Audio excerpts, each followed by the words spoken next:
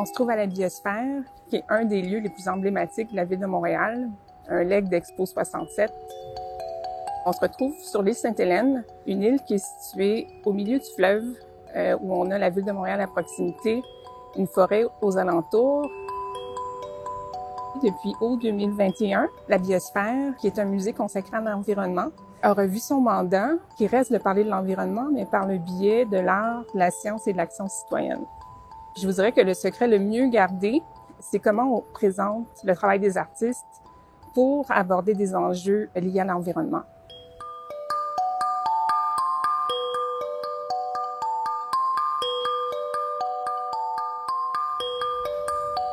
Pour faire la programmation d'expositions à la Biosphère, on s'inspire beaucoup de notre environnement immédiat.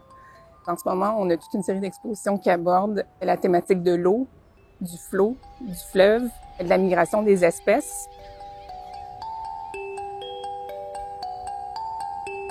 En ce moment, on présente un film de la cinéaste documentariste Liz Miller, qui s'est toujours intéressée aux sujets cachés. Et donc, pour le film L'errance du vol, Liz suit un groupe de scientifiques, des écotoxicologues, qui étudient les goélands à bec cerclé, qui vont se reproduire chaque année sur l'île des Lauriers, au milieu du fleuve Saint-Laurent, pas très loin de la Biosphère. Ces oiseaux-là pourraient se nourrir du fleuve, mais ils vont plutôt au dépotoir situé à La Chenille, qui est à 8 km de l'île, parce que c'est une source d'alimentation prévisible, plus facile aussi. Puis elle nous pose la question, c'est qui finalement l'animal des déchets? Est-ce que c'est un petit peu nous qui changeons le comportement de ces oiseaux-là? C'est tout ce questionnement-là qu'elle nous met de l'avant. Puis, qu'est-ce qu'on peut apprendre, dans le fond, par cet oiseau-là qui vient nous donner un petit peu un cri d'alarme par rapport aux contaminants qui se retrouvent un peu partout.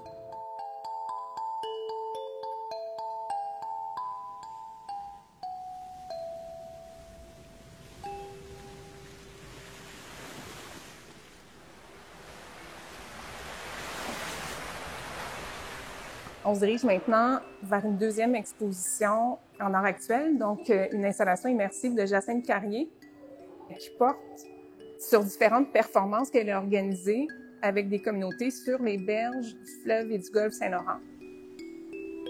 C'est un peu la montée des eaux qu'elle explore, le rapport des habitants avec le fleuve.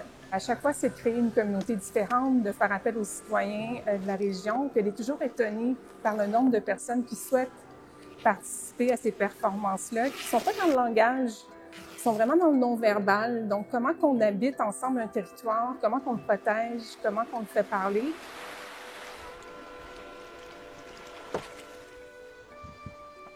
C'est toute la beauté du fleuve, toute la beauté des gens qui se mettent ensemble pour faire des choses, toute la beauté du collectif qui rend visible. Et je pense que c'est ça l'engagement des artistes, c'est de nous montrer ce qu'on n'aurait pas vu autrement, c'est de mettre en image ce que parfois on a de la misère à dire avec des mots. Et je pense que ça nous met dans un certain état de réception quand on pense aux enjeux environnementaux. Puis notre désir, ce serait que les gens sortent avec un désir de faire les choses autrement.